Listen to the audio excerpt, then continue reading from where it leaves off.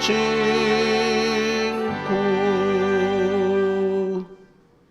오늘 말씀은 요한복음 11장 1절부터 16절입니다. 요한복음 11장 1절부터 16절입니다. 어떤 병자가 있으니 이는 마리아와 그 자매 마르다의 마을 베다니에 사는 나사로라. 이 마리아는 향유를 죽게 붓고 머리털로 주의 발을 닦던 자요, 병든 나사로는 그의 오라버니더라. 이에 그 노이들이 예수께 사람을 보내어 이르되, 주여, 보시옵소서. 사랑하시는 자가 병들었나이다. 예수께서 들으시고 이르시되, 이 병은 죽을 병이 아니라 하나님의 영광을 위함이요 하나님의 아들이 이로 말미암아 영광을 받게 하려 함이라. 예수께서 본래 마르다와 그 동생과 나사로를 사랑하시더니 나사로가 병들었다 함을 들으시고 그 계시던 곳에 이틀을 더 유하시고 그 후에 제자들에게 이르시되, 유대로 다시 가자. 라삐여, 방금도 유대인들이 돌로 치려 하였는데 또 그리로 가시려나이까? 낮이 12시간이 아니냐. 사람이 낮에 다니면 이 세상의 빛을 보므로 실족하지 아니하고 밤에 다니면 빛이 그 사람 안에 없는 거로 실족하느니라. 우리 친구 나사로가 잠들었도다. 그러나 내가 깨우러 가노라. 주여, 잠들었으면 낫겠나이다. 예수는 그의 죽음을 가리켜 말씀하신 것이나 그들은 잠들어 쉬는 것을 가리켜 말씀하심인 줄 생각하는지라.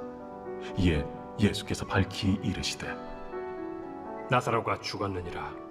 내가 거기 있지 아니한 것을 너희를 위하여 기뻐하노니 이는 너희로 믿게 하려 함이라. 그러나 그에게로 가자. 디두모라고도 하는 도마가 다른 제자들에게 말하되, 우리도 주와 함께 죽으러 가자. 아멘. 병원에서 환자는요, 자신의 병을 잘 모르지만 의사는 정확히 진단하고 치료 방법을 제시합니다. 본문에서도 예수님이 나사로의 죽음에 담긴 모든 의미들을 아셨지만 제자들과 가족들은 이해하지 못했죠. 주님은 하나님과 하나시기에 우리가 보지 못하는 것까지 아시며 우리를 가장 선한 길로 이끄십니다. 주님의 이끄심에 순종할 때 우리 인생에 벌어지는 일은 하나님의 영광을 드러내는 도구가 됩니다. 4장에서의 사마리아 여인, 그리고 5장에서의 38년 된 병자, 그리고 9장에서 선천적인 시각장애인을 대하시는 모습에서 잘 나타나듯이 예수님은 사람들을 대하실 때 각 사람의 사정을 잘 아시고 참되고 선한 목자로 대하십니다.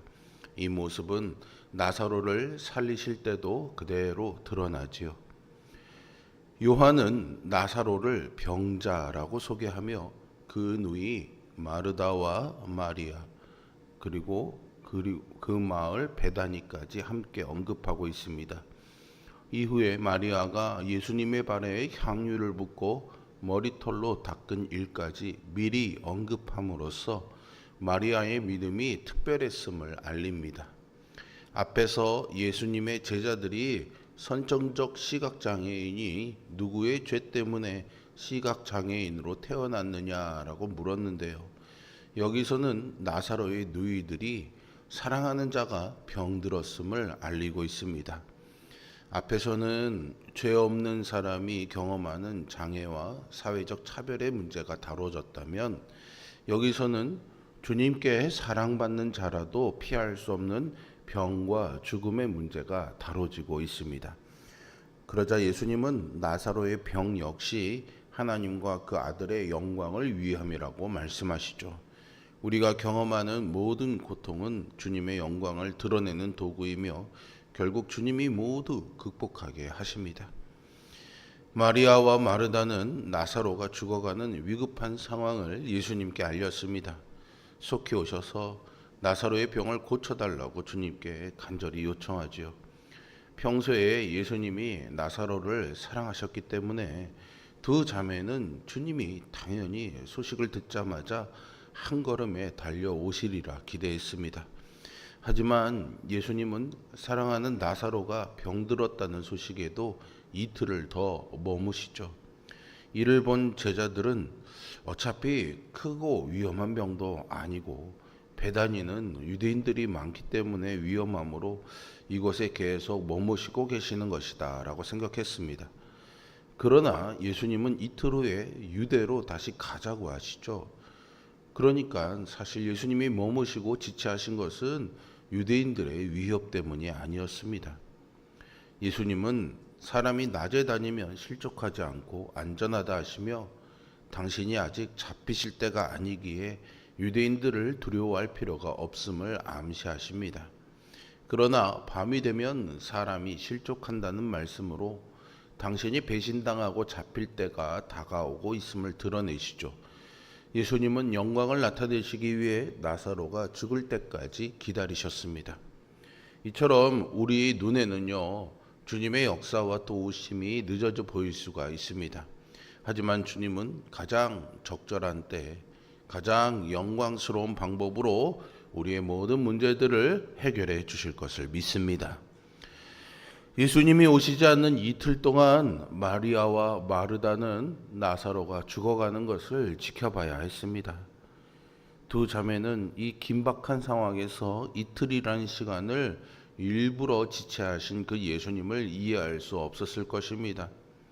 예수님의 사랑을 의심하고 그동안 쌓아 올린 신뢰가 무너지고 어떻게 예수님이 우리한테 이러실 수가 있느냐며 섭섭함에 마음이 굉장히 요동했을 것입니다. 기도응답이 지연되는 기다림의 시간은요, 우리에게 이런 깊은 낙심과 감정의 동요를 불러옵니다. 응답을 기대하고 기도한 시간들을 허비했다는 생각으로 하나님을 원망할 수도 있겠죠. 그러나 분명하게 알아야 하는 한 가지 사실이 있습니다. 우리가 응답의 때라고 생각하는 시간이 하나님의 때가 아닐 수 있다는 것이죠. 주님의 때가 되기까지 상황은 더 나빠질 수도 있습니다. 두 자매의 간청에도 불구하고 결국 나사로가 죽었던 것처럼 기도가 거절된 것 같은 상황이 벌어질 수도 있죠. 이때 우리에게 필요한 것은 낙심하지 않고 주님을 끝까지 신뢰하는 믿음입니다. 주님은 모든 상황들을 온전히 주관하신다는 사실을 잊지 마십시오. 우리와 가까이 계신 주님은 곧 기도에 응답하시기 위해 오실 것입니다. 이틀이 지나자 예수님은 나사로의 집에 방문하자고 말씀하셨습니다. 그러자 제자들이 반대하고 나섰죠. 바로 얼마 전까지 예루살렘의 유대인들이 예수님을 적대하고 돌까지 던지려 했기 때문입니다. 나사로의 집, 그 마을인 베다니는 예루살렘에서 불과 3km 정도밖에 떨어지지 않았기 때문에 제자들의 반대는 그런 예루살렘에서의 소요를 우려하는 예수님의 안위를 걱정하는 정당한 행동이었습니다. 하지만 예수님은 나사로를 통해서 하나님의 일을 드러내셔야 했습니다. 때가 되자 예수님은 제자들의 만류와 유대인의 위협에도 불구하고 당신의 사역을 위해 움직이십니다. 이와 같이 때가 되면 반드시 기도가 응답된다는 사실을 우리는 믿어야 합니다. 이사야 선지자의 말처럼 때가 되면 하나님이 지체 없이 이루어 주실 것을 믿으십시오. 주님은 지체 없이 응답하실 뿐만 아니라 우리가 생각한 것과 다르지만 하나님의 방법으로 반드시 응답해 주실 것입니다. 예수님은 하늘과 땅의 모든 권세를 가지고 다스리는 통치자이십니다. 1000번제를 드린 솔로몬은 하나님께 지혜를 구했습니다. 그의 기도를 들으신 하나님은요, 세상에서 가장 뛰어난 지혜를 그에게 주셨고 그가 구하지 않은 부귀 영화까지 허락하셨죠. 마리아와 마르다는 나사로가 죽지 않기를 바랐으나 예수님은 죽은 나사로를 살리는 더 놀라운 기적을 보여주셨습니다.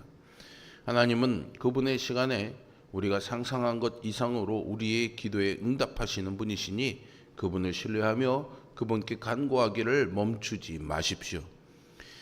기도가 우리가 원하는 때에 응답되지 않더라도 기도의 끈을 놓지 말아야 됩니다. 기도 응답은 주님이 계획하신 최선의 때 기대 이상으로 우리에게 반드시 임할 것이기 때문이죠. 그러므로 당장 눈앞의 상황이나 문제가 변하지 않더라도 낙심하거나 원망하지 마시기 바랍니다. 하나님은 모든 상황을 주관하시며 우리의 속사정을 속속들이 알고 계십니다. 우리의 기도에 응답하신 그 하나님을 기대하는 믿음 가지고 오늘 이 새벽에도 주님을 붙잡고 기도하는 시간이 될 수 있기를 바랍니다. 예수님은 11절에서 나사로가 잠들었으니 그를 깨우러 가자고 하시죠. 이 말씀을 따라 초대교회의 사도들은 성도가 죽는 것을 잠들었다라고 표현했는데 이것은 그들이 곧 깰 것이기 때문입니다. 죽음을 잠으로 표현하신 예수님의 말씀은 진리입니다. 성도는 영원한 생명을 가졌기에 죽어도 낫습니다. 예수님은 제자들의 오해를 풀어주시려고 나사로가 죽었다라고 말씀하시고는요, 이를 통해서 너희로 믿게 하겠다라고 하십니다. 그런데 16절에 있는 도마의 말을 보면 아직 제자들이 예수님의 말씀을 완전히 이해하지는 못한 것 같습니다. 제자들은 예수님을 따라 유대인들의 위협이 있는 베다니로 갑니다. 제자의 길은 곧 죽음의 위협을 감수하는 길이죠. 그러나 주님을 따르는 자는 죽지 않고 죽어도 주님과 함께 죽기에 주님과 함께 다시 살아날 것을 믿습니다. 예수님은 철저하게 하나님의 뜻과 계획에 의해 움직이셨습니다. 사랑하는 사람의 아픔도 하나님의 뜻 안에서는 그분의 영광을 드러내는 일로 사용될 수 있음을 아셨죠.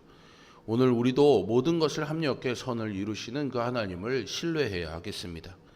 때로는 이해할 수 없는 상황 속에서도 주님의 뜻을 신뢰하고 두려움 없이 주님과 동행하려는 용기를 가지십시오. 이러한 믿음과 결단을 통해 우리는 하나님의 영광을 나타내는 귀한 도구로 쓰임받게 될 것입니다. 우리는 주님의 제자입니다. 제자들은 결국 내 삶이 하나님의 손에 붙들려 있다는 것을 믿고 큰 고통이 찾아오더라도 주님이 그것을 사용해 영광을 드러내실 것임을 믿는 것이죠. 또 사명이 닿으면 주님의 품 안에서 잠들 것이나 주님이 곧 깨워주실 것을 믿는 것입니다.